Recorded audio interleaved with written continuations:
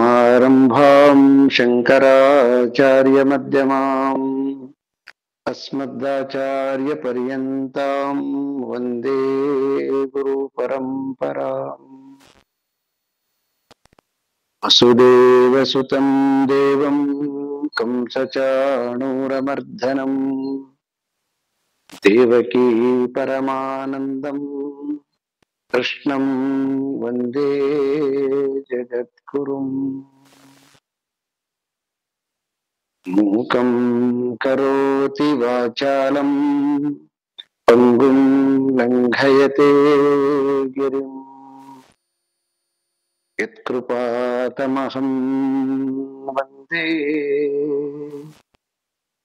परमानन्दमाधवम्। सहना भवतु सहनौ भुनक्तु सह वीर्यं करवावहै तेजस्विनावधीतमस्तु मा विद्विषावहै। ॐ शान्ति शान्ति शान्तिः।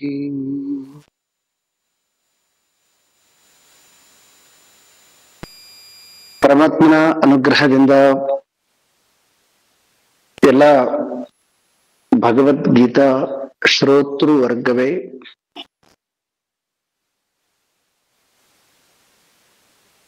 ಭಗವದ್ಗೀತೆ ಸಾಮಾನ್ಯವಾಗಿ ಮೋಕ್ಷಶಾಸ್ತ್ರ, ಧರ್ಮಶಾಸ್ತ್ರ ಹೀಗೆ ಬೇರೆ ಬೇರೆ ರೀತಿಯಾಗಿರ್ತಕ್ಕಂತಹ ಒಂದು ಅಭಿಪ್ರಾಯ. ಆದರೆ ಬಹಳ ಮುಖ್ಯವಾಗಿ ಅದು ಕರ್ಮಶಾಸ್ತ್ರ. ಕರ್ಮಶಾಸ್ತ್ರ ಅಂದ್ರೆ ಮಾಡುವಂತಹ ಕೆಲಸದಲ್ಲಿ ಯೋಗವನ್ನ, ಅಂದ್ರೆ ಅದರ ಸೂಕ್ಷ್ಮತೆಯನ್ನ, ಹೇಗೆ ಕರ್ತವ್ಯ ಪ್ರಜ್ಞೆ ಮತ್ತು ಕರ್ತವ್ಯವನ್ನ ಜ್ಞಾನದಿಂದ ಹೇಗೆ ಮಾಡಬೇಕು ಅನ್ನುವಂತಹ ಒಂದು ವಿಶೇಷತೆಯನ್ನ ತಿಳಿಸುವಂತಹ ಬಹಳ ಸೂಕ್ಷ್ಮವಾಗಿರ್ತಕ್ಕಂತಹ ಮತ್ತೆ ಅನುಭವಕ್ಕೆ ಸಿಗುವಂತಹ ವಿದ್ಯೆ. ಆದ್ರೆ ವಾಕ್ಯಗಳನ್ನ ಬರೀ ಕೇವಲ ವಾಕ್ಯಾರ್ಥವನ್ನ ಹಿಡಿದು ವಿಚಾರ ಮಾಡೋದಲ್ಲ. ಕೆಲವೊಂದು ಗ್ರಂಥಗಳನ್ನ ಸಾರ್ವತ್ರಿಕ ಸತ್ಯ ಮತ್ತು ಕೆಲವೊಂದು ಕಾಲಕ್ಕೆ ಅನುಗುಣವಾಗಿರ್ತಕ್ಕಂತಹ ಸತ್ಯ, ಹೀಗೆ ಎರಡು ರೀತಿಯಾಗಿ ಬರ್ತವೆ. ನಾವು ಯಾವುದೇ ಒಂದು ಗ್ರಂಥವನ್ನ ಓದ್ಬೇಕಾದಾಗ ಒಂದು ಸಾರ್ವತ್ರಿಕ ಸತ್ಯ ಇರ್ತದೆ, ಅಂದ್ರೆ ಅದು ಎಲ್ಲಾ ಕಾಲಕ್ಕೆ ಅನ್ವಯ ಆಗ್ತಕ್ಕಂಥದ್ದು. ಇನ್ನು ಕೆಲವೊಂದನ್ನು ನಾವು ದೇಶ ಕಾಲಕ್ಕನುಗುಣವಾಗಿರ್ತಕ್ಕಂತಹ ವಿಷಯವನ್ನ ತಗೊಂಡು ಆ ಕಾಲಕ್ಕೆ ಬೇಕಾಗಿರ್ತಕ್ಕಂತಹ ನಾಲೆಡ್ಜ್ ಅನ್ನ ಕೊಡ್ತಾ ಹೋಗ್ತಿರ್ತಾರ. ಹಾಗಾಗಿ ಈ ಭಗವದ್ಗೀತೆಯಲ್ಲಿ ಕೆಲವೊಂದಿಷ್ಟು ವಾಕ್ಯಗಳು ಯಜ್ಞ, ಕ್ರತು, ಈ ತರದ ಕೆಲವೊಂದು ವಾಕ್ಯಗಳನ್ನ ನಾವು ಬಂದಾಗ ಸುಮಾರು ಜನಕ್ಕೆ ಬರೀ ವಾಕ್ಯದ ಒಂದು ಅರ್ಥವನ್ನ ಅಷ್ಟೇ ಗ್ರಹಿಸಿ ದೇಶ ಕಾಲಕ್ಕೆ ಅನುಗುಣವಾಗಿ ಅದನ್ನ ಇನ್ನೊಂದು ಮುಖದಿಂದ ನೋಡ್ತಕ್ಕಂತಹ ಒಂದು ಸೂಕ್ಷ್ಮತೆಯನ್ನ ಈ ಕರ್ಮ ಸನ್ಯಾಸ ಯೋಗ ಅಂತೇನು ಬಾಲಗಂಗಾಧರನಾಥ ತಿಲಕರು ಬರೆದಿದ್ದಾರೆ, ಅದರಲ್ಲಿ ಅವರು ಅದನ್ನ ಮೆನ್ಷನ್ ಮಾಡ್ತಾರೆ. ಯಜ್ಞ ಅಂತಕ್ಕಂಥದ್ರ ಅರ್ಥವನ್ನ ರಾಮಾಯಣ ಮಹಾಭಾರತ ಕಾಲಗಳಲ್ಲಿ ಸಾಮಾನ್ಯವಾದ ಜೀವನಕ್ಕಿಂತನೂ ಕೂಡ ಯಜ್ಞ ಜೀವನ ಮಾಡ್ತಕ್ಕಂತಹದ್ದು, ಉಪಾಸನೆ ಮಾಡ್ತಕ್ಕಂಥದ್ದು ಬಹಳ ಮುಖ್ಯವಾಗಿತ್ತು. ಆದ್ರೆ ಈ ಕಲಿಯುಗದಲ್ಲಿ ಯಜ್ಞ ಅಂತಕ್ಕಂತಹದ್ದು ಅರ್ಥ ಒಂದು ದೇಶಕ್ಕೆ, ಒಂದು ಸಮಾಜಕ್ಕೆ ಏನಾದರೂ ಧಕ್ಕೆ ಬಂದಾಗ ಆ ಧಕ್ಕೆಯನ್ನು ನಿವಾರಿಸಲಿಕ್ಕೋಸ್ಕರ ಸಲುವಾಗಿ ಮಾಡ್ತಕ್ಕಂತಹ ಎಲ್ಲ ಕರ್ಮ ಕೂಡ ಯಜ್ಞ ರೂಪೇಣವಾಗುತ್ತೆ ಅಂತ ಸ್ವತಂತ್ರ ಹೋರಾಟ ಸಂದರ್ಭದಲ್ಲಿ ಈ ದೇಶದ ಸ್ವಾತಂತ್ರ್ಯ ಮತ್ತು ಜನಾಂಗದ ಸ್ವಾತಂತ್ರ್ಯವನ್ನ ಪುನರುಚ್ಚಾರಣೆ ಅಂದ್ರೆ ಬಡಿದೆಬ್ಬಿಸಲಿಕ್ಕೆ ಒಂದು ಹೊಸ ವಿಧ ಅರ್ಥವನ್ನ ಕೊಟ್ಟಿರ್ತಕ್ಕಂಥವ್ರು ಬಾಲಗಂಗಾಧರನಾಥ ತಿಲಕರು. ಸೊ ಹಾಗಾಗಿ ಈ 9ನೇ ಅಧ್ಯಾಯದಲ್ಲಿ ಬರುವಂತಹ ಕೆಲವೊಂದು ಶಬ್ದಗಳು ನಾವು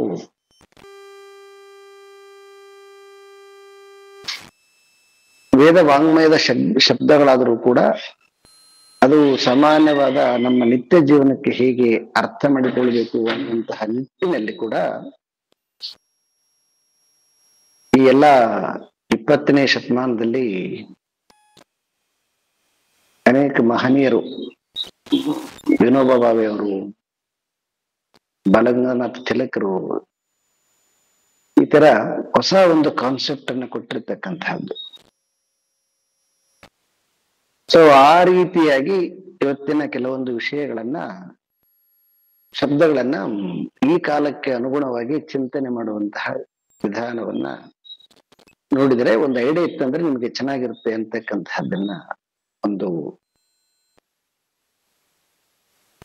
ಸೂಕ್ಷ್ಮ ನೋಟವನ್ನ ಕಲ್ಪಿಸಿ ಪಾಠವನ್ನ ಶುರು ಮಾಡೋಣ. ಇವತ್ತಿಂದು ಶ್ಲೋಕ ನಂಬರು 15, 9ನೇ ಅಧ್ಯಾಯ. ಜ್ಞಾನ ಯಜ್ಞೇನ ಚಾಪ್ಯನ್ನೇ ಯಜಂತೋ ಮಾಮುಪಾಸತೆ ಏಕತ್ವೇನ ಪೃಥಕ್ತ್ವೇನ ಬಹುಧಾ ವಿಶ್ವತೋ ಮುಖಂ ಅಹಂ ಕ್ರತುರಹಂ ಯಜ್ಞಃ ಸ್ವದಾಹಮಹಮೌಷಧಂ ಮಂತ್ರೋಹಮಹಮೇವಾಜ್ಯಂ ಅಹಮಗ್ನಿರಹಂ ಹುತಂ ಪಿತಾಹಮಸ್ಯ ಜಗತೋ ಮಾತಾ ಧಾತಾ ಪಿತಾಮಹಃ ವೇದ್ಯಂ ಪವಿತ್ರಮೋಂಕಾರಂ ಋಕ್ಸಾಮ ಯಜುರೇವ ಚ ಗತಿರ್ಭರ್ತಾ ಪ್ರಭು ಸಾಕ್ಷಿ ನಿವಾಸ ಶರಣಂ ಸುಹೃತ ಪ್ರಭವ ಪ್ರಳಯಸ್ಥಾನಂ ನಿಧಾನಂ ಬೀಜಮವ್ಯಯಂ ತಪಾಮ್ಯಹಮಹಂ ವರ್ಷಂ ನಿಗೃಹ್ಣಾಂ ಮೃತ್ಸುಜಾಮಿ ಚ ಅಮೃತಂ ಚೈವ ಮೃತ್ಯುಶ್ಚ ಸದಸತ್ಯಾಹಮರ್ಜುನ. ಇಲ್ಲಿ ಒಂದು ರೀತಿಯಿಂದ ಈ ನೆಕ್ಸ್ಟ್ ಅಧ್ಯಾಯ ವಿಭೂತಿ ಯೋಗ ಅಂತ ಏನಿದೆಯೋ ಆ ವಿಭೂತಿ ಯೋಗವನ್ನ ಓಲೈಸುವಂತಹ ವಿಚಾರವನ್ನ ನಾವು ಇದರಲ್ಲಿ ನೋಡಬಹುದೇನೋ. ಅಂದ್ರೆ ನೇರವಾಗಿ ಹೇಳಾರ್ದೆ ಇಂಡೈರೆಕ್ಟ್ ಆಗಿ ಇಲ್ಲಿ ಶ್ಲೋಕಗಳಿವೆ. ಈಗಾಗಲೇ ಈ 9ನೇ ಅಧ್ಯಾಯ ರಾಜವಿದ್ಯಾ ರಾಜ ಗುಹ್ಯ ಯೋಗ ಅಂತ ಏನ್ ನೋಡಿದ್ವು, ಮೊದಲನೆಯ 3ನೇ ಶ್ಲೋಕದಿಂದ ಹಿಡ್ಕೊಂಡ್ಬಿಟ್ಟು ನಾವೇನೋ ಒಂದಿಷ್ಟು ಚಿಂತನೆ ಮಾಡಿದ್ವಿ 10ನೇ ಶ್ಲೋಕದ ತನಕನೂ ಕೂಡ ಅದು ಪರಮಾತ್ಮನ ಅವ್ಯಕ್ತ ಸ್ವರೂಪ, ಮಾತು ಮನಂಗಳಿಂದ ದತ್ತತ್ತ ಮೀರಿರ್ತಕ್ಕಂತಹ ಯಾವುದು ನಿರಾಕಾರ ನಿರ್ಗುಣನಾಗಿರ್ತಕ್ಕಂತಹ ಅವನ ನಿಜ ಸ್ವರೂಪ ಇದೆಯೋ ಅಂತಹ ಸ್ವರೂಪವನ್ನ ತಿಳಿಸುವಂತಹದ್ದೇ ಈ ರಾಜವಿದ್ಯಾ ರಾಜ ಗುಹ್ಯ ಯೋಗ ಅಂತ ಹೇಳಿದರು.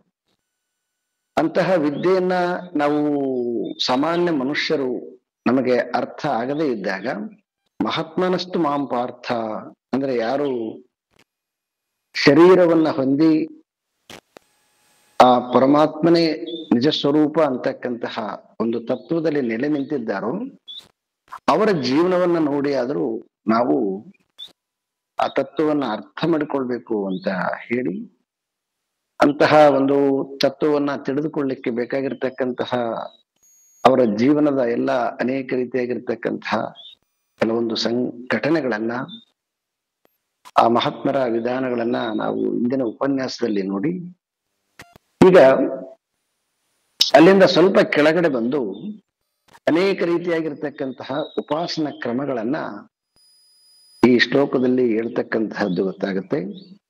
ಇದು ಒಂದು ರೀತಿಯಿಂದ ಕರ್ಮಯೋಗದ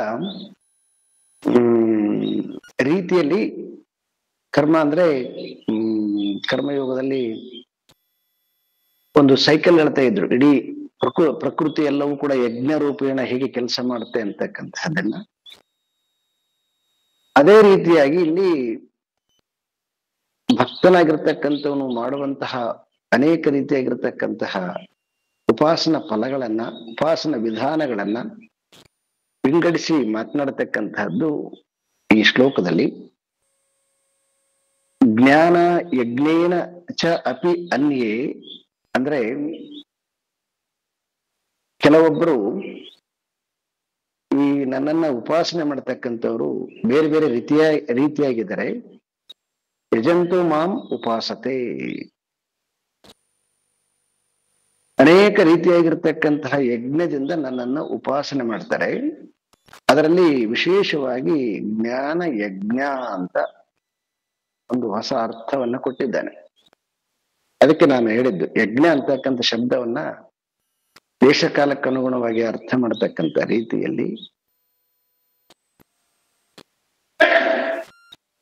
ಜ್ಞಾನ ಯಜ್ಞ ಅಂದ್ರೆ,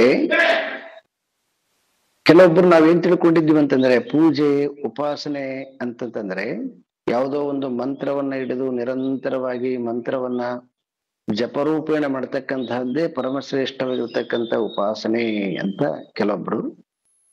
ಇನ್ನು ಕೆಲವೊಬ್ಬರು ದೇವಸ್ಥಾನಕ್ಕೆ ಹೋಗಿ ಆ ದೇವರಿಗೆ ಏನು ಷೋಡಶೋಪಚಾರದಿಂದ ಪೂಜೆಯನ್ನ ಮಾಡ್ತಾರೆ, ಇಲ್ಲ ನವವಿಧ ಭಕ್ತಿಯಿಂದ ಪೂಜೆಯನ್ನ ಮಾಡ್ತಾರೆ.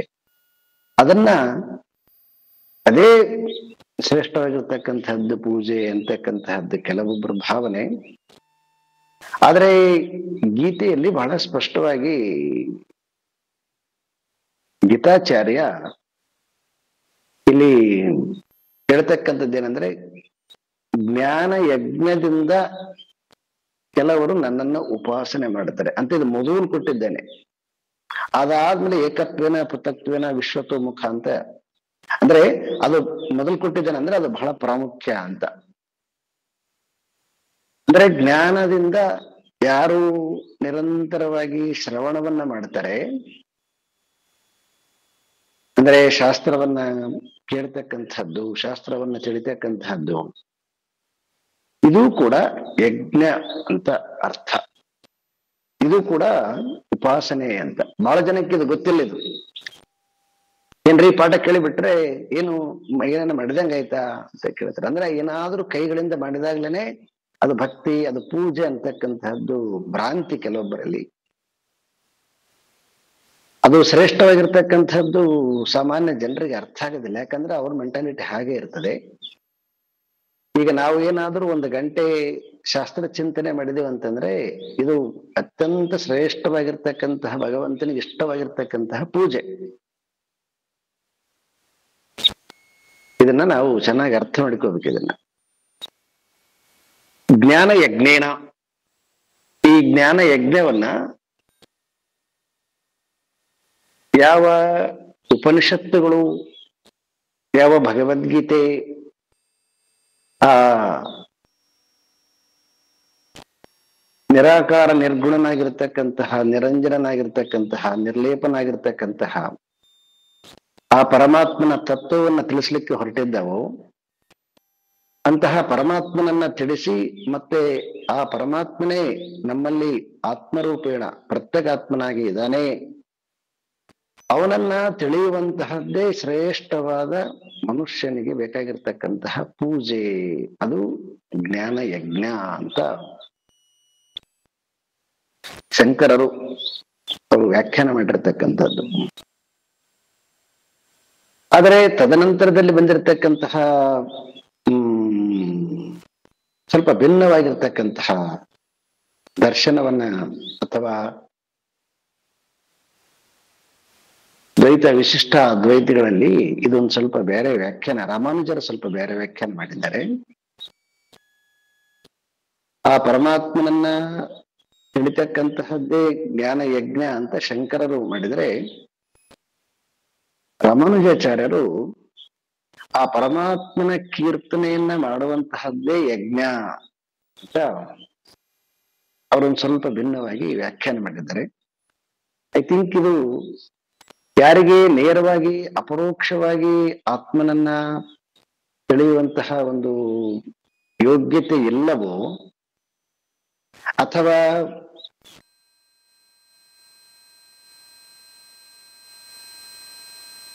ಇನ್ನೊಂದು ರೀತಿಯಾಗಿ ನೋಡೋದಾದ್ರೆ, ಯಾರ್ಯಾರು ಸ್ವಭಾವ ಯೋಗ್ಯತೆ ಅನ್ನೋದಕ್ಕಿಂತಲೂ ಕೂಡ ಮತ್ತೊಂದು ರೀತಿಯಾಗಿರ್ತಕ್ಕಂಥ ಶಬ್ದ ಸ್ವಭಾವ.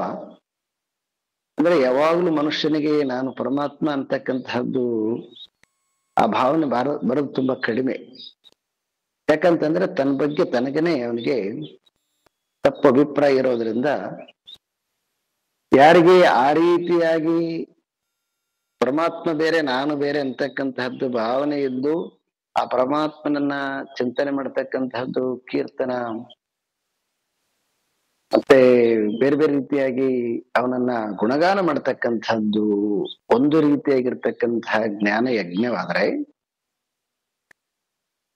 ಉಪನಿಷತ್ತಿನ ಹೃದಯ ಭಾಗವನ್ನ ಭೇದಿಸಿ ಆ ಪರಮಾತ್ಮ ತತ್ವವೇ ನಾನು ಅನ್ನುವಂತಹ ಸತ್ಯವನ್ನ ಅಧ್ಯಯನ ಮಾಡ್ತಕ್ಕಂಥದ್ದು, ಅಥವಾ ಶ್ರವಣ ಮಾಡ್ತಕ್ಕಂತಹದ್ದು, ಅಥವಾ ಉಪಾಸನೆ ಮಾಡ್ತಕ್ಕಂಥದ್ದು, ಈ ರೀತಿಯಾಗಿರ್ತಕ್ಕಂತಹ ಉಪಾಸಕರಿಗೆ ಜ್ಞಾನ ಯಜ್ಞ ಉಪಾಸಕರು, ಯಜಂತೋ ಮಾಂ ಉಪಾಸತೆ, ಈ ರೀತಿಯಾಗಿ ನನ್ನನ್ನ ಜ್ಞಾನ ಯಜ್ಞದಿಂದ ಕೆಲವರು ಉಪಾಸನೆ ಮಾಡುತ್ತಾರೆ. ದೆನ್ ಇದಾದ್ಮೇಲೆ ಏಕತ್ವೇನ ಇನ್ನು ಸ್ವಲ್ಪ ಕೆಳಗಡೆ, ಇದು ಜ್ಞಾನ ಉಪಾಸನೆ ಆದ್ರೆ ಇನ್ನೊಂದು ಸ್ವಲ್ಪ ಕೆಳಗಡೆ ಬಂದು ಏಕತ್ವೇನ ಅಂದ್ರೆ ಒಂದು ಮೂರ್ತಿ ಅಂತಂದ್ರೆ ತನಗಿಷ್ಟವಾಗಿರ್ತಕ್ಕಂತಹ ಮೂರ್ತಿಯನ್ನ ಸಗುಣ ಉಪಾಸನೆ, ಆ ರೀತಿಯಾಗಿ ಉಪಾಸನೆ ಮಾಡೋರು ಕೂಡ ಇದ್ದಾರೆ. ಅದೆಲ್ಲ ನಿಮಗೆ ಗೊತ್ತಿದೆ. ಇನ್ನು ಪೃಥಕ್ತ್ವೇನ ಅಂದ್ರ ಬೇರೆ ಬೇರೆ ರೀತಿಯಾಗಿ, ಈಗ ನಾವು ಶಿವನನ್ನ ನೋಡಿದ್ವಿ ಅಂತಂದ್ರೆ, ಧ್ಯಾನ ಮಗ್ನಾಗಿರ್ತಕ್ಕಂತಹ ಶಿವಂದು ಒಂದು ರೀತಿಯಾಗಿರ್ತಕ್ಕಂಥದ್ದಿದೆ, ಮತ್ತೆ ನಟರಾಜನಾಗಿರ್ತಕ್ಕಂಥದ್ದು ಒಂದು ರೀತಿಯಾಗಿದೆ, ಮತ್ತೆ ತಾಂಡವ ನೃತ್ಯ ಮಾಡುವಾಗ ಒಂದು ರೀತಿಯಾಗಿರ್ತಕ್ಕಂಥದ್ದು. ಶಿವ ಅನೇಕ ರೀತಿಯಾಗಿರ್ತಕ್ಕಂತಹ, ಭರತನಾಟ್ಯದಲ್ಲಿ ಶಿವನನ್ನೇ ಬೇರೆ ಉಪಾಸನೆ ಮಾಡ್ತಕ್ಕಂಥದ್ದು. ಹೀಗೆ ಅನೇಕ ರೀತಿಯಾಗಿ ಶಿವನನ್ನ ಬೇರೆ ಬೇರೆ ರೀತಿಯಾಗಿ ಕೆಲವೊಬ್ಬರು ಉಪಾಸನೆ ಮಾಡ್ತಾರೆ. ಇನ್ನು ಅದೇ ರೀತಿಯಾಗಿ ವಿಷ್ಣುವನ್ನು ಉಪಾಸನೆ ಮಾಡ್ತಕ್ಕಂಥವ್ರು ಕೂಡ ಈ ದಶ ಅವತಾರಗಳನ್ನ ತೆಗೆದುಕೊಂಡು ಒಬ್ಬೊಬ್ಬರು ಒಂದೊಂದು, ಉಗ್ರ ನರಸಿಂಹನನ್ನ ಉಪಾಸನೆ ಮಾಡ್ತಕ್ಕಂಥವ್ರು ಕೆಲವೊಬ್ರು, ಕೃಷ್ಣನನ್ನ ಉಪಾಸನೆ ಮಾಡ್ತಕ್ಕಂಥವ್ರು ಕೆಲವೊಬ್ರು, ರಾಮನನ್ನ ಉಪಾಸನೆ ಮಾಡ್ತಕ್ಕಂಥವ್ರು ಕೆಲವೊಬ್ರು. ಹೀಗೆ ಬೇರೆ ಬೇರೆ ರೀತಿಯಾಗಿ ದೇವರು ಒಂದೇ ಆದರೂ ಕೂಡ ದೇವರ ಅನಂತ ರೂಪಗಳನ್ನ ಉಪಾಸನೆ ಮಾಡ್ತಕ್ಕಂಥವ್ರು. ಇನ್ನು ಅದಕ್ಕಿಂತ ಸ್ವಲ್ಪ ಮುಂದುವರೆದು ಅಂದ್ರೆ ಇನ್ನೊಂದು ಸ್ವಲ್ಪ ಭಿನ್ನವಾಗಿ ತದನುಗುಣವಾಗಿರ್ತಕ್ಕಂತಹ ದೇವತೆಗಳನ್ನ ಉಪಾಸನೆ ಮಾಡ್ತಕ್ಕಂಥವ್ರು, ಸೂರ್ಯನನ್ನ ಉಪಾಸನೆ ಮಾಡ್ತಕ್ಕಂಥವ್ರು, ಗಣಪತಿಯನ್ನ ಉಪಾಸನೆ ಮಾಡ್ತಕ್ಕಂಥವ್ರು,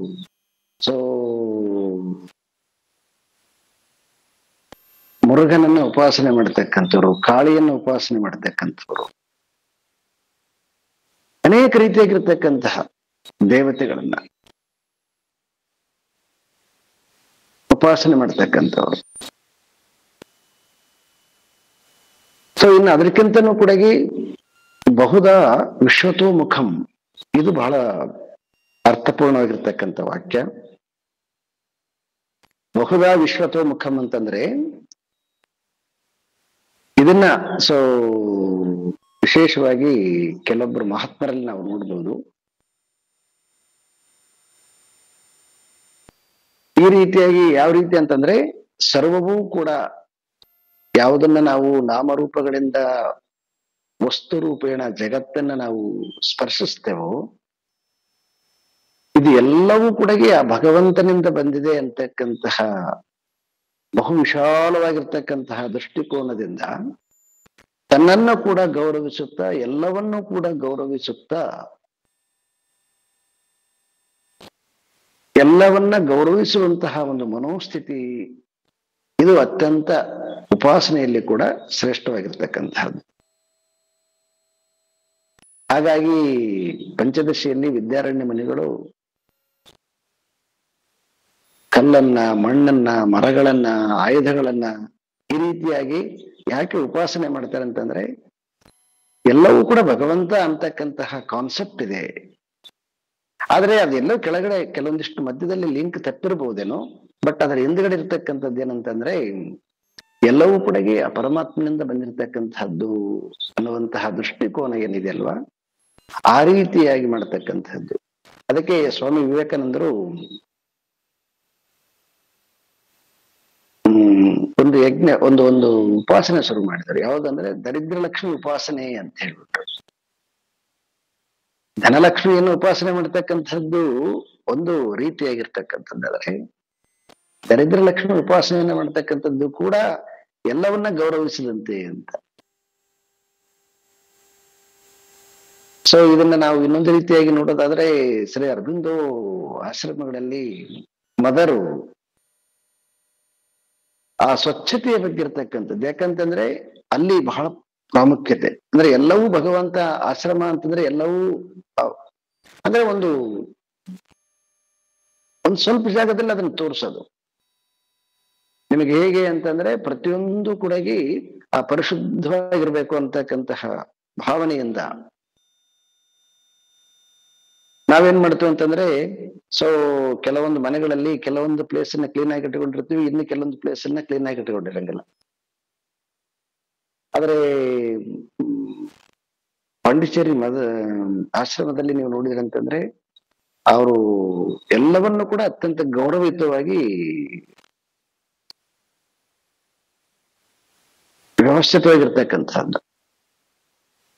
ಒಂದು ನೀವು ಬೆಳಗ್ಗೆ ಎದ್ದ ತಕ್ಷಣಕ್ಕ ಆ ಸಮಾಧಿಗೆ ಒಂದು ಹೂ ಏನು ಅಲಂಕಾರ ಮಾಡ್ತಾರಲ್ಲ ಅಲ್ಲಿಂದ ಹಿಡ್ಕೊಂಡು ಕೂಡ ಅದಕ್ಕೆ ಅದರದೇ ಆಗಿರ್ತಕ್ಕಂಥ ಒಂದು ವಿಶೇಷತೆ. ಸೊ ಈ ರೀತಿಯಾಗಿ ಸರ್ವವನ್ನ ಗೌರವಿಸುವಂತಹ ದೃಷ್ಟಿಕೋನದಿಂದ ಮಾಡತಕ್ಕಂತಹದ್ದು ಒಂದು ರೀತಿಯಾಗಿರ್ತಕ್ಕಂಥ ಉಪಾಸನೆ. ಮತ್ತೆ ಪರಮಾತ್ಮನ ಅನೇಕ ಅವತಾರಗಳನ್ನ ಉಪಾಸನೆ ಮಾಡತಕ್ಕಂಥದ್ದು ಒಂದು ರೀತಿಯಾಗಿರ್ತಕ್ಕಂಥ ಉಪಾಸನೆ. ಕೇವಲ ಒಂದೇ ಒಂದು ದೇವರನ್ನ ಬಸವಣ್ಣವರು ಬಹಳ ಚೆನ್ನಾಗಿ ಇಷ್ಟಲಿಂಗವ ಬಿಟ್ಟು ಕಟ್ಟಿದ ಲಿಂಗವ ಬಿಟ್ಟು ನೆಟ್ಟಲಿಂಗಕ್ಕೆ ಉಪಾಸನೆ ಮಾಡುವವರ ನೇನೆಂಬೆ ಅಂತ ಹೇಳಿ ಅವ್ರು ಎಷ್ಟು ಚೆನ್ನಾಗಿ ಕಡಾಖಂಡಿತವಾಗಿ ಬೈತಾರೆ ಅಂತಂದ್ರೆ ಸೊ ತುಂಬಾ ಇದಾಗಿ ಅವರು ಅಷ್ಟು ಮನಕ್ಕೆ ತಟ್ಟು ಹಾಗೆ ಇಡತಕ್ಕಂಥದ್ದು. ಹೀಗೆ ಅನೇಕ ರೀತಿಯಾಗಿರ್ತಕ್ಕಂತಹ ಉಪಾಸನೆ. ಮತ್ತೆ ಯಾವುದು ಕಡಿಮೆ, ಯಾವುದು ಹೆಚ್ಚು, ಯಾವುದು ಸರಿ ಅದನ್ನ ನಾವು ನಮ್ಮ ದೃಷ್ಟಿಕೋನದಿಂದ ಅಳತೆ ಮಾಡಬಾರದು. ಯಾರು ಅದನ್ನ ಸ್ವೀಕಾರ ಮಾಡ್ತಾರ ಅವ್ರ ದೃಷ್ಟಿಕೋನದಿಂದ ಅದು ಕರೆಕ್ಟ್ ಆಗುತ್ತೆ. ಹಾಗಾಗಿ ಇಲ್ಲಿ ನಮಗೆ ಬಹಳ ಮುಖ್ಯವಾಗಿ ಇವೆಲ್ಲ ವಿಧಾನಗಳನ್ನ ತಿಳಿಸಿ ಆದ್ರೆ ಮೊದಲು ಕೊಟ್ಟಿರ್ತಕ್ಕಂಥದ್ದು ಜ್ಞಾನ ಯಜ್ಞೇನ ಏನಿದೆಯಲ್ವಾ ಅದು ಅತ್ಯಂತ ಶ್ರೇಷ್ಠವಾಗಿರ್ತಕ್ಕಂಥ ಉಪಾಸನೆ. ಆ ಉಪಾಸನೆ ಮಾಡಿದ್ರೂ ಕೂಡ ಅದು ಸೊ ಪೂಜೆ ಮಾಡಿದಂತೆ ಅಂತ ಸತ್ಸಂಗ ಕೇಳೋರ್ಗೊಂದು ಸ್ವಲ್ಪ ಚೆನ್ನಾಗಿ ಅರ್ಥ ಆದ್ರೆ ಅದು ಪಾಠ ಸಾರ್ಥಕ ಆಗುತ್ತೆ. ಅಹಂ ಕ್ರತು ಅಹಂ ಯಜ್ಞ ಸ್ವದಾಹಮಹಮೌಷಧಂ ಮಂತ್ರೋಹಮಹಂ ಏವಾಜ್ಯಂ ಅಹಂ ಅಗ್ನಿರಹಂ ಹುತಂ. ಇಲ್ಲಿ ವಿಭೂತಿ ಯೋಗ ಅಂದ್ರೆ ಒಂದು ಮಾಡ್ತಕ್ಕಂತಹ ಯಜ್ಞದಲ್ಲಿ ಅಂದ್ರೆ ನಿತ್ಯ ಏನು ಪ್ರಕೃತಿಯಲ್ಲಿ ನಡೀತಕ್ಕಂಥದ್ರಲ್ಲಿ ಎಲ್ಲವನ್ನು ಕೂಡ ಗೌರವಿಸಬೇಕು ಅಂತಕ್ಕಂಥದ್ದು ಅದನ್ನ ಒಂದು ಯಜ್ಞದ ಕಾನ್ಸೆಪ್ಟ್ ಇಟ್ಟುಕೊಂಡು ಸಾರ್ವತ್ರಿಕವಾಗಿ ಕೂಡ ನೋಡ್ತಕ್ಕಂಥ ದೃಷ್ಟಿಕೋನ. ಕ್ರತು ಅಂತಂದ್ರೆ ಅಹಂ ಕ್ರತು ಅಂತಕ್ಕಂಥದ್ದನ್ನ ಬೇರೆ ಬೇರೆ ರೀತಿಯಾಗಿ ವ್ಯಾಖ್ಯಾನ ಮಾಡಿದ್ದಾರೆ. ಕ್ರತು ಅಂತಕ್ಕಂತಹದನ್ನ ಕೆಲವೊಬ್ರು ವೇದಗಳು ಅಂತ ಅರ್ಥ ಮಾಡಿದ್ದಾರೆ. ಇನ್ನು ಕೆಲವೊಬ್ರು ಅಗ್ನಿಷ್ಟೋಮಾದಿ ಶ್ರೌತ ಕರ್ಮಗಳು ಅಂತ ಕೆಲವೊಬ್ರು ವ್ಯಾಖ್ಯಾನ ಮಾಡಿದ್ದಾರೆ. ಆದ್ರೆ ಅದಕ್ಕಿಂತ ಬಹಳ ಬೆಸ್ಟ್ ಅಂತಂದ್ರ ಅಹಂ ಕ್ರತು ಅಂತಂದ್ರೆ ನಾನು ವೇದ ರೂಪೇಣ ಇದ್ದೇನೆ ಅಂತಕ್ಕಂಥದ್ದು. ಇನ್ನು ಎರಡನೇದು ಅಹಂ ಕ್ರತು ಅಹಂ ಯಜ್ಞ. ಯಜ್ಞ ಅಂತಂದ್ರೆ ಎಲ್ಲವನ್ನ ಆಹುತಿಯನ್ನ ತೆಗೆದುಕೊಳ್ತಕ್ಕಂತಹದ್ದು.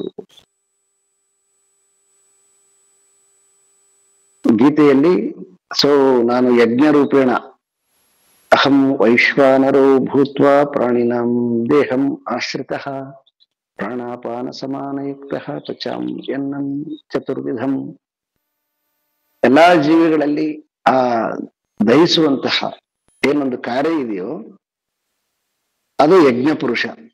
ಮತ್ತೆ ಇನ್ನು ವೈದಿಕರು ಮಾಡತಕ್ಕಂತಹ ಒಂದು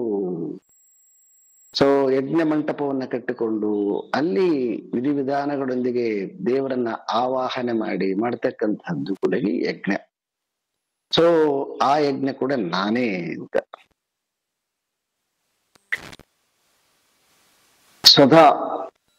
ಸ್ವಧಾ ಅಂತಂದ್ರೆ ಏನು ನಾವು ಕೆಲವೊಂದು ಅಪರ ಕರ್ಮಗಳನ್ನ ಮಾಡ್ತೀವಿ. ಅಪರ ಕರ್ಮಗಳನ್ನ ಅಂದ್ರೆ ಲೌಕಿಕವಾಗಿ ಷೋಡಶ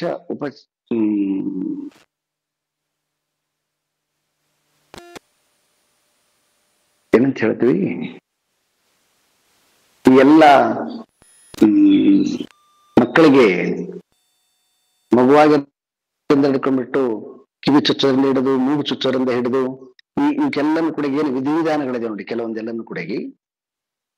ಮತ್ತೆ ಅದು ಮಗುವಾಗಿಂದ ಹಿಡ್ಕೊಂಡು ಅದು ದೊಡ್ಡದಾದ್ಮೇಲೆ ಕೂಡ ಅದಕ್ಕೆ ಕೆಲವೊಂದು ವಿಧಿವಿಧಾನಗಳನ್ನು ಮಾಡ್ತೀವಿ. ದೆನ್ ಅದಾದ್ಮೇಲೆ ದೇಹತ್ಯಾಗ ಮಾಡಿದ ಮೇಲೆ ಕೂಡ ಪಿತೃಗಳಿಗೆ ಅಪರ ಕರ್ಮಗಳಂತ ಮಾಡ್ತೀವಿ.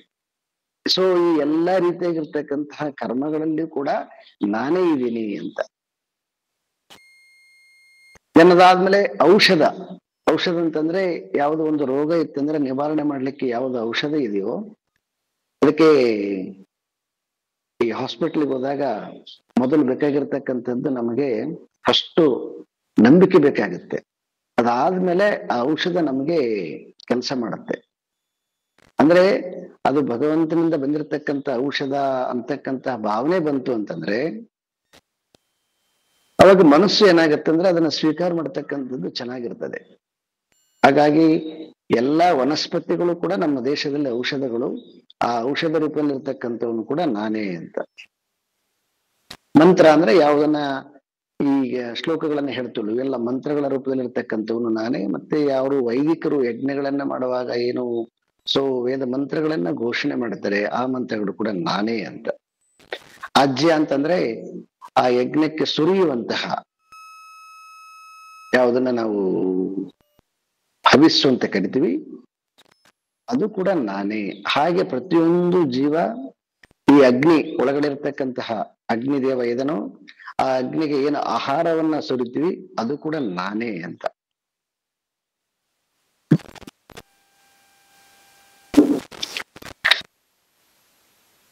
ಇನ್ನು ಕೊನೆಯದಾಗಿ ಹುತಃ ಹುತ ಅಂತಂದ್ರೆ ಹೋಮ ಕರ್ಮಗಳನ್ನ ಮಾಡ್ತಕ್ಕಂಥವನು. ಆ ಹೋಮ ಕರ್ಮದಲ್ಲಿ ಕೂಡ ನಾನೇ ಇದ್ದೀನಿ ಅಂತ. ಹೀಗೆ ಒಂದು ಯಜ್ಞದ ಪರಿಕಲ್ಪನೆಯನ್ನ ಕೊಟ್ಟು ನಾವು ವಿಶ್ವಾತ್ಮಕವಾಗಿ ಎಲ್ಲ ಮಾಡುವಂತಹ ಕರ್ಮಗಳಲ್ಲಿ ಕೂಡ ಪ್ರತಿಯೊಂದು ಮಾಡುವಾಗಲೂ ಕೂಡ ಎಲ್ಲವೂ ಕೂಡ ಪರಮಾತ್ಮನಿಂದನೇ ಬಂದಿರತಕ್ಕಂಥದ್ದು ಅನ್ನುವಂತಹ ಭಾವನೆಯಿಂದ ಯಾವಾಗ ನಾವು ಮಾಡಿದೀವಿ ಅಂತಂದ್ರೆ ಅವಾಗ ನಾವು ಮಾಡ್ತಕ್ಕಂಥದ್ದು ಎಲ್ಲವೂ ಕೂಡ ಯಜ್ಞ ಭಾವವಾಗತ್ತೆ. ಆ ಯಜ್ಞದಲ್ಲಿ ಇರ್ತಕ್ಕಂಥವನೇ ಯಜ್ಞ ನಾರಾಯಣ, ಅವನನ್ನ ಉಪಾಸನೆ ಮಾಡಿದಂಗಾಗತ್ತೆ ಅಂತ ಕೆಲವೊಬ್ಬರು ಈ ರೀತಿಯಾಗಿ ಉಪಾಸನೆ ಮಾಡ್ತಾರೆ. ಅಹಂ ಪಿತಃ ಅಹಂ ಅಸ್ಯ ಅಂದ್ರೆ ಈ ಜಗತ್ತಿಗೆ ನಾನು ಪಿತ. ಜಗತೋ ಅಹಂ ಪಿತಃ. ಮತ್ತೆ ಜಗತ್ತಿಗೆ ಮಾತಾ ಧಾತ. ಈ ಎಲ್ಲ ಏನು ಸೃಷ್ಟಿಗೆ ತಂದೆ ಮತ್ತು ತಾಯಿ ಮತ್ತು ಅದನ್ನ ನಡೆಸುವವನು ನಾನೇ ಅಂತ. ಚೆನ್ನಾಗಿದೆ. ಯಾರಾದ್ರೂ ಇದಕ್ಕೆ ರೈಸ್ ಮಾಡ್ಬೋದು ಕ್ವಶನ್.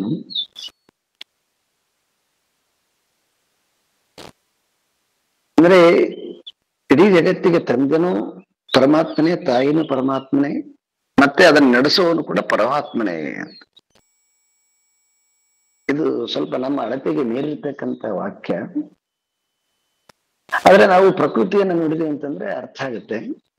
ಯಾರು ಇದನ್ನೆಲ್ಲ ಸೃಷ್ಟಿ ಮಾಡಿದ್ದು ಅಂತಂದ್ರೆ ನಮಗಿನ್ನೂ ಸರಿಯಾಗಿ ಸೈನ್ಸ್ ಕ್ಲಾರಿಟಿ ಕೊಡ್ತಾ ಇಲ್ಲ. ಸೊ ಹಾಗಾಗಿ ಈ ವಾಕ್ಯವನ್ನ ನಂಬಿಕೆಯಿಂದ ಅಕ್ಸೆಪ್ಟ್ ಮಾಡ್ತಿರ್ಬೋದು, ಇಲ್ಲ ಅಂತಂದ್ರೆ ಹಾಗೆ ಪೆಂಡಿಂಗ್ ಅಲ್ಲಿ ಇಡಬಹುದು. ನಾವು ಒಪ್ಪೋದಿಲ್ರಿ, ಅದೇಂಗ ನಾವು ಒಪ್ತೀವಿ ಅಂತ ನಿಂಗಿತ್ತಂದ್ರೆ ಹಾಗೇನು ಕೂಡ ಥಿಂಕ್ ಮಾಡಬಹುದು. ಒಪ್ಪಿಕೊಂಡ್ರೆ ತಿಳುವಳಿಕೆಯಿಂದ ಒಪ್ಪಿಕೊಳ್ಳೋದು ಒಳ್ಳೇದು, ಇಲ್ಲ ಸುಮ್ಮನೆ ಒಪ್ಪಿಕೊಂಡ್ರೆ ಏನು ಉಪಯೋಗ ಇಲ್ಲ.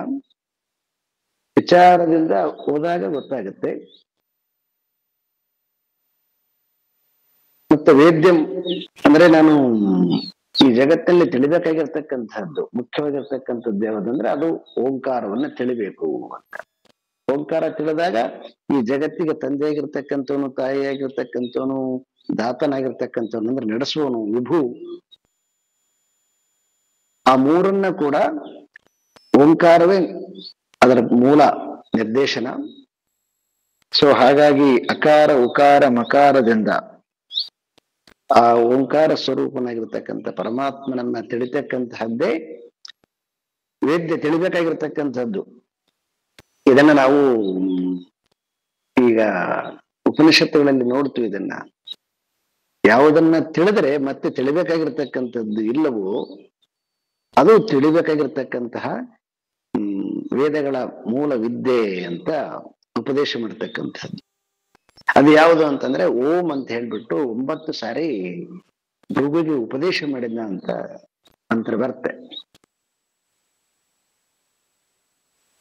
ಸೊ ಹಾಗಾಗಿ ನಾವು ಕೂಡ ಪಾಠ ಪ್ರಾರಂಭ ಮಾಡುವಾಗ 3 ಸಾರಿ ಓಂಕಾರವನ್ನ ಹೇಳಿ,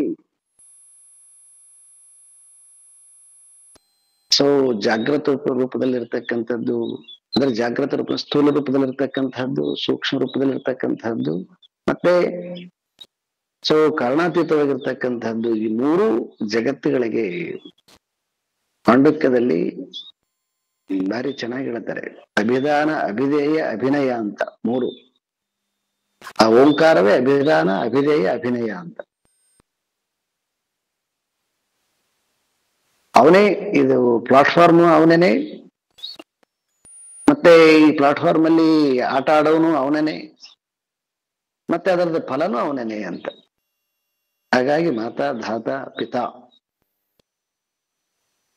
ಮತ್ತೆ ಗೀತೆಯಲ್ಲಿ ಒಂದು ಹೊಸ ಕಾನ್ಸೆಪ್ಟ್ ಕೊಟ್ಟಿದ್ದಾರೆ, ರುಕ್ ಸಾಮ ಯಜುಹು ಅಂತ ಹೇಳ್ತಾ ಇದ್ದಾರೆ.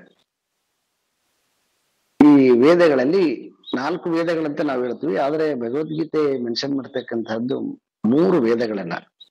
ಅಥರ್ವಣ ವೇದವನ್ನ ಇನ್ನು ಮುಂದೆ ನಾವು 20ನೇ ಶ್ಲೋಕದಲ್ಲಿ ಕೂಡ ಅದನ್ನ ನೋಡ್ಬೋದು. ಅಲ್ಲಿ ತ್ರೈವಿದ್ಯಾ ಅಂತ ತಗೊಂಡಿದ್ದಾರೆ, ಚತುರ್ವಿದ್ಯೆ ಅಂತ ತಗೊಂಡಿಲ್ಲ ಅವರು, ತ್ರೈವಿದ್ಯಾ ಅಂತಾನೆ ತಗೊಂಡಿದ್ದಾರೆ. ಅಂದ್ರೆ 3 ವೇದಗಳು ಅಂತ. ಮೊದಲನೇದು ಋಗ್ವೇದ, ಆಮೇಲೆ ಸಾಮವೇದ, ಆಮೇಲೆ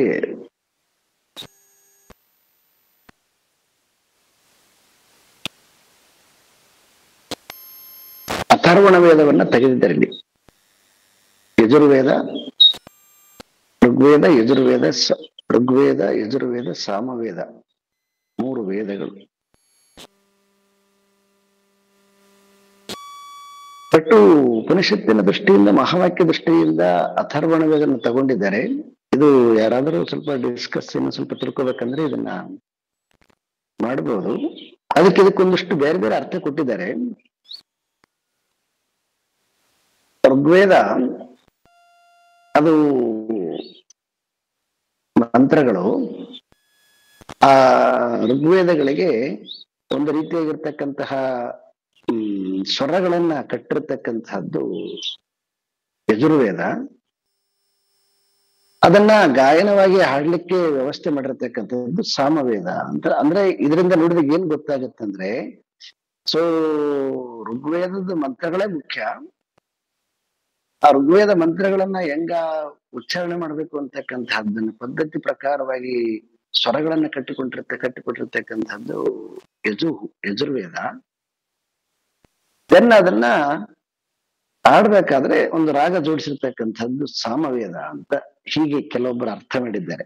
ಹಾಗಾಗಿ ವೇದ ಅಂತಂದ್ರೆ ಋಗ್ವೇದ ಒಂದೇ ಅಂತ, ಅದು ಅತ್ಯಂತ ಪುರಾತನವಾಗಿರ್ತಕ್ಕಂಥದ್ದು. ಆ ಋಗ್ವೇದ ಎಲ್ಲಿಂದ ಬಂದದಂದ್ರೆ ಓಂಕಾರದಿಂದ ಬಂದಿದೆ ಅಂತ. ಹಾಗಾಗಿ ನೀವು ಓಂಕಾರವನ್ನು ಉಪಾಸನೆ ಮಾಡಿದರೆ 4 ವೇದಗಳನ್ನು ಉಪಾಸನೆ ಮಾಡಿದಂಗಂತ. ಅಂದ್ರೆ 4 ವೇದಗಳನ್ನು ಉಪಾಸನೆ ಮಾಡಿದಂಗ ಅಂತಂದ್ರೆ ಅಷ್ಟು ನಿಮಗೆ ಆ ಓಂಕಾರದಲ್ಲಿ ಎಲ್ಲವೂ ಇದೆ ಅಂತಕ್ಕಂಥದ್ದು ಜ್ಞಾನದಿಂದ ಉಪಾಸನೆ ಮಾಡಬೇಕು. ಅವಾಗ ಆ ಓಂಕಾರವನ್ನು ತಿಳಿದಂತಾಗುತ್ತೆ. ಈ ಜಗತ್ತಿಗೆ ಗತಿ ಬರ್ಥ ಅಂದ್ರೆ ಭರ್ತೃ ಅಂತಂದ್ರೆ ಇದನ್ನೆಲ್ಲ ನಡೆಸುವ ನಾನೇ ಅಂತ. ಇದರ ಮೂಮೆಂಟನ್ನೆಲ್ಲ ನಡೆಸುವನು ನಾನೇ ಅಂತ. ಈ ದೇಹವನ್ನು ಕೂಡ ನಡೆಸುವನು ಯಾರೋ ಬ್ರದರ್ ನೋಡಿ. ಯಾಕಂದ್ರೆ ಇಲ್ಲಿ ನಮಗೆ ಒಂದ್ ಸ್ವಲ್ಪ ವಿಚಾರ ಮಾಡಿದ್ವಿ ಅಂದ್ರೆ, ಸ್ವಲ್ಪ ಹಿಂದೆ ಸರಿದು ನೋಡಿದ್ವಿ ಅಂದ್ರೆ, ಇಲ್ಲಿ ನಮಗೆ ಯಾವುದು ನಮ್ಮ ಕೈಲಿಲ್ಲ ನೋಡಿ. ಜನನ ನಮ್ಮ ಕೈಲಿಲ್ಲ, ಜೀವನದ ಗತಿ ಹೇಗಾಗತ್ತೆ ಅಂತಕ್ಕಂಥದ್ದು ಅದು ಕೂಡ ನಮ್ಮ ಕೈಲಿಲ್ಲ, ಮತ್ತೆ ಮರಣ ನಮ್ಮ ಕೈಲಿಲ್ಲ. ಯಾರಾದ್ರೂ ವಿಚಾರ ಮಾಡ್ಬೋದು ಇದನ್ನ, ಹೇಳ್ರಿ ಇವೆಲ್ಲ ನಮ್ಮ ಕೈಲಿದೆ ಅಂತ ಹೇಳಿ. ಇನ್ನೊಂದ್ ಸ್ವಲ್ಪ ನಾವು ಕೆಳಗಡೆ ಬಂದಿವಿ ಅಂತಂದ್ರೆ ತುಂಬಾ ಸಿಂಪಲ್ ಆಗಿರ್ತಕ್ಕಂಥದ್ದು. ಈಗ ನಾವು ನಿದ್ರೆಗೆ ಹೋಗ್ಬೇಕಾದ್ರೂ ಕೂಡ ನಾವೇನು ನಾನ್ ನಿದ್ರೆಗೆ ಹೋಗ್ತೇನೆ ಅಂತ ಹೇಳ್ಬಿಟ್ಟು ಹೇಳ್ಬೋದೇನ ಕರೆ, ಆದ್ರೆ ನಿದ್ರೆಯನ್ನ ತಂದುಕೊಡೋರು ಯಾರು? ಆ ಪ್ರಕೃತಿಯನ್ನ ಮನಸ್ಸನ್ನು ಶಾಂತಿ ಮಾಡ್ತಕ್ಕಂಥವ್ರು ಯಾರು? ಅಲ್ಲಿ ಕೂಡ ನಮ್ಗೆ ಅಧಿಕಾರ ಇಲ್ಲ. ಮತ್ತೆ ಎಚ್ಚರ ಆಗ್ಬೇಕಾದ್ರೆ, ನಿದ್ರೆಯಿಂದ ಎಚ್ಚರ ಆಗ್ಬೇಕಾದ್ರೂ ಕೂಡ ನಮ್ಗೆ ಅಧಿಕಾರ ಇಲ್ಲ.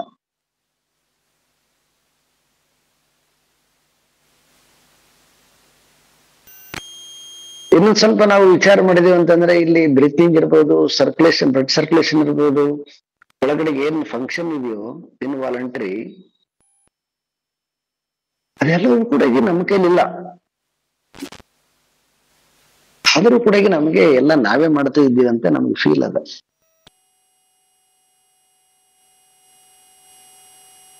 ಇದೆಲ್ಲ ಯಾರು ಮಾಡ್ತಾರೆ? ಯಾರು ಇದೆಲ್ಲ ಅಂದ್ರೆ ಸೂಕ್ಷ್ಮ ರೂಪವಾಗಿರ್ತಕ್ಕಂಥ ಸೂಕ್ಷ್ಮ ಶರೀರ ಅಂತ ಹೇಳ್ತೀವಿ. ಆ ಸೂಕ್ಷ್ಮ ಶರೀರದ ಯಾರು ಕರ್ತೃ ಯಾರು ಅಂತಂದ್ರೆ, ಅವನನ್ನ ಶಾಸ್ತ್ರದಲ್ಲಿ ಹಿರಣ್ಯ ಗರ್ಭ ಅಂತ ಕರೀತದೆ. ಆ ಹಿರಣ್ಯ ಗರ್ಭನೇ, ಆ ಪ್ರಾಣ ಸ್ವರೂಪನಾಗಿರ್ತಕ್ಕಂತಹ ಹಿರಣ್ಯ ಗರ್ಭನೇ ಇದನ್ನೆಲ್ಲವನ್ನ ನಡೆಸುವವನು. ಹಾಗಾಗಿ ಅವನೇ ಇದಕ್ಕೆ ಒಡೆಯ, ಅವನೇ ಪ್ರಭು. ನೋಡಿ, ಇಷ್ಟು ಚೆನ್ನಾಗಿ ನಾವು ಅರ್ಥ ಮಾಡ್ಕೊಂಡ್ಬಿಟ್ಟು ಅಂತಂದ್ರೆ ನಮ್ಮದು ಸಣ್ಣದ ಅಹಂಕಾರ ಬಿದ್ದೋಗ್ಬಿಡ್ತದೆ. ಎಷ್ಟೊಂದು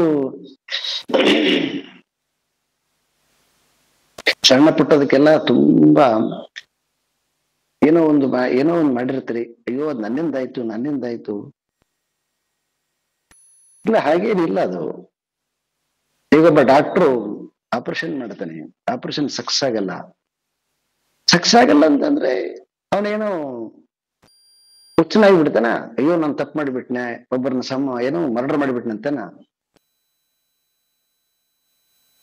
ಇಲ್ಲ, ಯಾಕಂತಂದ್ರೆ ಅಲ್ಲಿ ಉದ್ದೇಶ ಏನದ? ಆಗಿತ್ತಂದ್ರೆ ಈ ಮೆಡಿಕಲ್ ಮೂವ್ ಆಗ್ತಿದ್ದಿಲ್ಲ. ಯಾಕಂತಂದ್ರೆ ಎಷ್ಟು ಅನರ್ಥಗಳಾಗ್ತವ. ಯಾವುದೋ ಒಂದು ಔಷಧ ಕೊಡ್ತಾರೆ, ಅದು ಇನ್ನೇನೋ ಪ್ರಾಬ್ಲಮ್ ಆಗುತ್ತೆ. ಅವ್ರೇನ್ ನಾನ್ ತಪ್ಪು ಮಾಡಿದೆ ಅಂತ ಅನ್ಕೊಳ್ಳೋದಿಲ್ಲ ಅವರು. ಯಾಕಂತಂದ್ರೆ ಸೊ ಅಧ್ಯಯನ ಮಾಡಿರ್ತಾರೆ, ಅದು ಔಷಧ ಕೊಡ್ತಾರೆ. ಔಷಧ ಕೆಲವೊಬ್ಬರಿಗೆ ಸರಿ ಹೋಗ್ಬೋದು, ಹೋಗದೇ ಇರ್ಬೋದು. ಹಾಗೆ ಹೆಂಗ ಒಬ್ಬ ಡಾಕ್ಟ್ರು ಯಾವುದೋ ಒಂದು ಅನಾಹುತ ಆದಾಗ ಅದನ್ನ ತನ್ನದ ಅಪರಾಧ ಅಂತ ಅನ್ಕೊಳ್ಳೋದಿಲ್ವೋ, ತನ್ನ ಕರ್ತವ್ಯ ಅಂತ ಅನ್ಕೊಡ್ತಾನೋ, ಹಾಗೆ ಕೂಡ ನಾವು ನಮ್ಮ ಜೀವನದಲ್ಲಿ ಯಾರಿಗಾದ್ರೂ ಏನಾದ್ರೂ ಒಂದಿಷ್ಟು ನಮಗೆ ತಿಳುವಳಿಕೆ ಇಲ್ಲದೆ ಆಗಿತ್ತಂತಂದ್ರೆ ಅಷ್ಟು ತುಂಬಾ ಅಯ್ಯೋ ನಾನು ತಪ್ಪು ಮಾಡಿಬಿಟ್ಟೆ. ನೀನ್ ತಪ್ಪು ಮಾಡಕ್ಕೆ ನಿನ್ ಕೈಲಿ ಇಲ್ಲಲ್ವ ಅದು. ಈಗ ಯಾವುದೋ ಒಂದು ಶುಭ ಕಾರ್ಯದಲ್ಲಿ ಏನೋ ಒಂದಿಷ್ಟು ಆ ಅಪಶಕನಾಗ್ಬಿಡ್ತೀವಿ ಅಂದ್ರೆ ಕೆಲವೊಬ್ರು ಏನ್ ಜೀವನ ಪೂರ್ತಿ ಹೊರಗ್ತಿರ್ತಾರೆ. ಏನು ಬೇಕಾಗಿಲ್ಲ ಅದಕ್ಕೆ ಅಷ್ಟೊಂದು. ಯಾಕಂತಂದ್ರೆ ಅಷ್ಟೇನೆ ಅವು ಸಹಜವಾಗಿ ಆಗ್ತವೆ ಅಷ್ಟೇನೆ. ಯಾಕಂದ್ರೆ ಅವೆಲ್ಲವೂ ಕೆಲವೊಂದು ನಮ್ಮ ಕೈಲಿ ಇಲ್ಲ. ಯಾವುದೋ ಒಂದು ಫಂಕ್ಷನ್ ಅಲ್ಲಿ ನಾನು ನೋಡ್ತಾ ಇದ್ದೆ. ನಾನು ಆ ದೀಪ ಬೆಳಗಿಸ್ತಿಗಳಿಗೆ ದೀಪ ಆರ್ಬಿಡಿತು. ನೋಡ್ರಿ ನೀವು ಅವ್ರು ಕೂಡ ಬೆಳೆಸಿರೋದ್ರಿಂದ ದೀಪ ಆರೋಗ್ಬಿಡಿತು. ಅದು ದೀಪ ಆರೋದಕ್ಕೆ ಅವ್ರಿಗೆ ಏನ್ ಸಂಬಂಧ? ಗಾಳಿ ಏನ್ ಅವ್ರು ತಗೊಂಡ್ ಬಂದ್ರ? ಹೀಗೆ ಅನೇಕ ರೀತಿಯಾಗಿ ಜನಗಳಿಗೆ ಬಹಳಷ್ಟು ವಿಚಾರ ಇಲ್ಲಾರ್ದನೆ ತಮ್ಮದೇ ಆಗಿರ್ತಕ್ಕಂಥ ಅಭಿಪ್ರಾಯದಿಂದ ಈ ಎಲ್ಲ ಕೆಲವೊಂದು ಕಾರ್ಯಗಳಲ್ಲಿ ಮನುಷ್ಯ ಸುಮ್ಮನೆ ತನ್ನ ಮೈ ಮೇಲೆ ಹಾಕೊಂಡ್ ಬಿಡ್ತಾನೆ. ನೀವು ಅಷ್ಟೇ ಯಾಕೆ, ನೀವು ಇನ್ನೂ ಬಹಳಷ್ಟು ಕೆಲವೊಮ್ಮೆ ತಿಳುವಳಿಕೆ ಇರ್ತಕ್ಕಂಥವ್ರು ಕೂಡ ಒಂದು ಘಟನೆಯಲ್ಲಿ ಒಂದು ಆಶ್ರಮದಲ್ಲಿ ಒಬ್ಬರು ಸ್ಟೂಡೆಂಟ್ ಬಂದಿದ್ರು, ಮೆಡಿಕಲ್ ಸ್ಟೂಡೆಂಟ್ ಬಂದಿದ್ದಾರೆ. ಅವತ್ತು ಅವರು ಕಾರಲ್ಲಿ ಸ್ವಾಮಿಗಳನ್ನ ಇಲ್ಲಿಗೆ ಅವರು ಹೊರಗಡೆ ಕರ್ಕೊಂಡು ಹೊಂಟಿದ್ದಾರೆ. ಕರ್ಕೊಂಡು ಹೋಗುವಾಗ ಸಡನ್ ಆಗಿ ಆ ಕಾರು ಆಕ್ಸಿಡೆಂಟ್ ಆಯ್ತು. ಆಕ್ಸಿಡೆಂಟ್ ಆದ್ಮೇಲೆ ಆ ಸ್ಟೂಡೆಂಟ್ ಅವರು ಸ್ಪಾಟ್ ಡೆತ್ ಆದ್ರು. ಸ್ಪಾಟ್ ಡೆತ್ ಆದ್ಮೇಲೆ ಆಮೇಲೆ ನೋಡ್ತೀವಿ ನಾವು ಸ್ವಾಮಿಗಳು ಆ ಎಷ್ಟೊಂದು ಅಪರಾಧ ಭಾವ ಮಾಡ್ಕೊಂಡ್ಬಿಟ್ಟಿದ್ರು ಅಂದ್ರೆ ಅಷ್ಟೊಂದು ರೀತಿಯಾಗಿರ್ತಕ್ಕಂಥ ತಪ್ಪು ನನ್ನಿಂದ ಆಯ್ತು, ನನ್ನ ಕರ್ಕೊಂಡು ಹೋಗೋದ್ರಿಂದ ಆಯ್ತು ಅಂತ.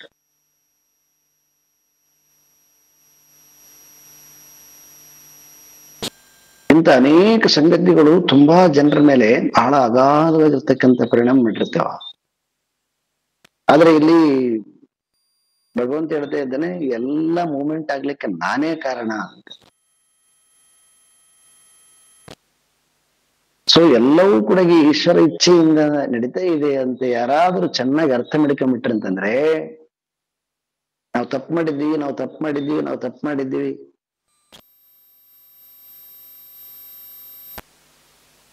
ಈಗ ಒಂದು ಸಿಂಪಲ್ ಆಗಿ ಈಗ ನಾವು ಕೂಡ ಪಾಠ ಮಾಡ್ತಾ ಇದ್ದೀವಪ್ಪ. ಪಾಠ ಮಾಡ್ತಾ ಇದ್ದೀವಿ ಅಂತಂದ್ರೆ ಏನ್ ತಪ್ಪಾಗದಂಗೆ ಪಾಠ ಮಾಡಕ್ಕಾಗತ್ತ? ಆಗಿರುತ್ತೆ ತಪ್ಪುಗಳು. ಅಯ್ಯೋ ನಾನು ತಪ್ಪು ಸಂದೇಶ ಕೊಟ್ಬಿಟ್ಟೆ, ಏನಿಗೆ ಬೇಕಾಗಿಲ್ಲ. ಇದು ಸ್ಟೆಪ್ಸ್ ಅಷ್ಟೇನೆ. ಹಾಗೆ ಪ್ರತಿಯೊಂದನ್ನು ನಾವು ಕೆಲವೊಂದು ಕಾರ್ಯಕ್ರಮಗಳಲ್ಲಿ ಮಾಡುವಾಗ ಇದು ನಮಗೆ ಚೆನ್ನಾಗಿ ಪರಿಚಯ ಇತ್ತು ಅಂತಂದ್ರೆ ಅವಾಗ ಒಳಗಡೆ ಆ ತಪ್ಪು ಅಭಿಪ್ರಾಯ ಇರೋದಿಲ್ಲ. ಆದ್ರೆ ತುಂಬಾ ಜನ ಇದು ಸೈಕಾಲಜಿ ಅಂತ ಹೇಳ್ಬೋದು, ತಮ್ಮೇಲೆ ಹಾಕೊಂಡು ಕೊರಗ್ತಾನೆ ಇರ್ತಾರೆ. ಮತ್ತೆ ಅದನ್ನ ತೆಗಿಲಿಕ್ಕೋಸ್ಕರ ಸಲುವಾಗಿ ಅದಕ್ಕೆ ವಿಧವಾಗಿರ್ತಕ್ಕಂತಹ ಮತ್ತೆ ಕರ್ಮಗಳನ್ನ ಮಾಡ್ತಾ ಹೋಗೋದು, ಘಾಟಿಗೇನೋ ಕುಕ್ಕಿಗೇನೋ ಹೋಗೋದು. ಮತ್ತೆ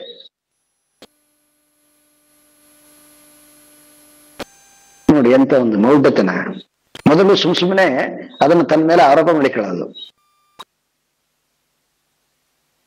ಈಗ ಇದಕ್ಕೆ ನಿಮಗೆ ಒಂದು ಸಣ್ಣದೊಂದು ಕತೆ ಹೇಳ್ಬಿಡ್ತೀನಿ.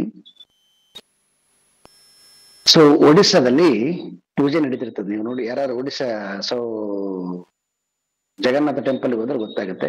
ಅಲ್ಲಿ ಅದು ಅವ್ರದ್ದು ಸ್ಪೆಷಲ್ ಆಗಿರ್ತಕ್ಕಂಥದ್ದು ಪ್ರಸಾದ.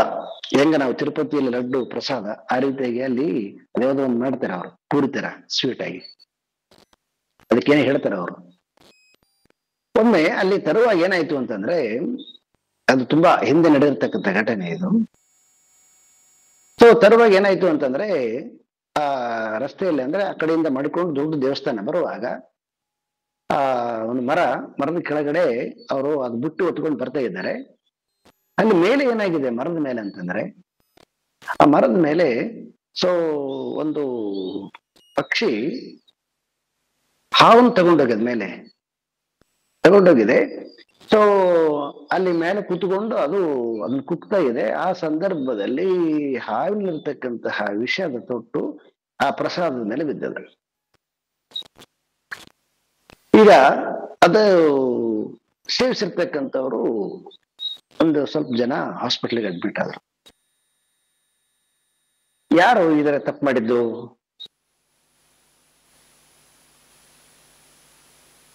ಅಪರಾಧಿಗಳು ಯಾರು? ಇಲ್ಲಿ ಯಾರು ಅಪರಾಧಿಗಳು ಸಿಗದೇ ಇಲ್ಲ. ಹಾಗೆ ಎಲ್ಲಾ ಕಾರ್ಯಗಳು ಕೂಡ ಅದು ಸಹಜವಾಗಿ ನಡೀತಾನೆ ಇರ್ತದೆ. ನಾವು ಅದನ್ನ ನಮ್ಮ ಮೈ ಮೇಲೆ ಹಾಕೊಂಡು ಆ ತಪ್ಪು ಭಾವನೆಯಲ್ಲಿ ಇರಬಾರ್ದು. ಅದು ನಮಗೆ ಗೀತೆ ಕೊಡ್ತಕ್ಕಂತಹ ಮುಖ್ಯ ಸಂದೇಶ. ಓಂ ಪೂರ್ಣಮದಃ ಪೂರ್ಣಮಿದಂ ಪೂರ್ಣಾತ್ ಪೂರ್ಣಮುದಚ್ಯತೆ ಪೂರ್ಣಸ್ಯ ಪೂರ್ಣಮಾದಾಯ ಪೂರ್ಣಮೇವಾವಶಿಷ್ಯತೆ. ಓಂ ಶಾಂತಿ ಶಾಂತಿ ಶಾಂತಿ. ಹರಿ ಓಂ. ಶ್ರೀ ಗುರುಭ್ಯೋ ನಮಃ. ಹರಿ ಓಂ.